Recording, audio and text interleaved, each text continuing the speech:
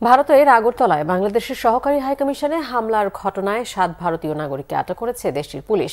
এছাড়া হাইকমিশনে হামলার সময় দায়িত্ব অবহেলার দায়ে পুলিশের ৩ কর্মকর্তাকে বরখাস্ত করা হয়েছে।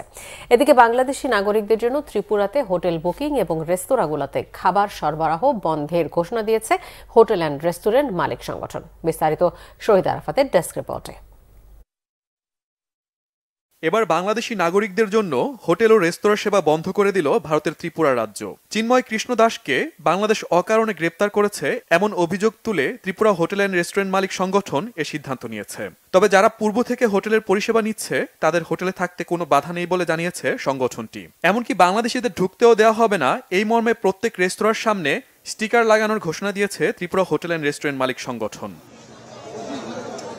এর আগে ইসকনের সাবেক সদস্য চিন্ময় দাসকে অবৈধভাবে গ্রেপ্তার করা হয়েছে এমন অভিযোগ তুলে ভারতের ডানপন্থী সংস্থা হিন্দু সংঘর্ষ সমিতি বিক্ষোভ মিছিল করে। বিক্ষোভটি সার্কিট হাউসের মহাত্মা গান্ধীর ভাস্কর্যের সামনে পৌঁছলে পুলিশ তাদের বাধা দেয়। এক পর্যায়ে তারা পুলিশি ব্যারিকেড ভেঙে বাংলাদেশি সহকারী হাইকমিশনের অফিসে প্রবেশ করে। হাইকমিশনের হামলায় বাংলাদেশের পতাকা ছিঁড়ে ফেলে উগ্রবাদীরা। আগুন দেওয়া হয় হাইকমিশনের সাইনবোর্ডে। এ ঘটনায় দুঃখ প্রকাশ করেছে ভারতের পররাষ্ট্র মন্ত্রণালয় এবং বিচারের আশ্বাস দিয়েছে। এদিকে বিধানসভায় বাংলাদেশে জাতিসংঘের শান্তিরক্ষী পাঠাতে ভারতীয় কেন্দ্রীয় সরকারকে উদ্যোগ নেওয়ার আহ্বান জানিয়েছেন পশ্চিমবঙ্গের মুখ্যমন্ত্রী মমতা বন্দ্যোপাধ্যায়।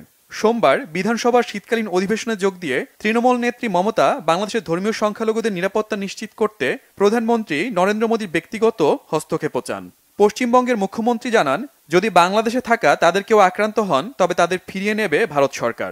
তাদের কারো ওপর অত্যাচার হতে দেওয়া হবে না বলেও মন্তব্য করেন পশ্চিমবঙ্গের মুখ্যমন্ত্রী।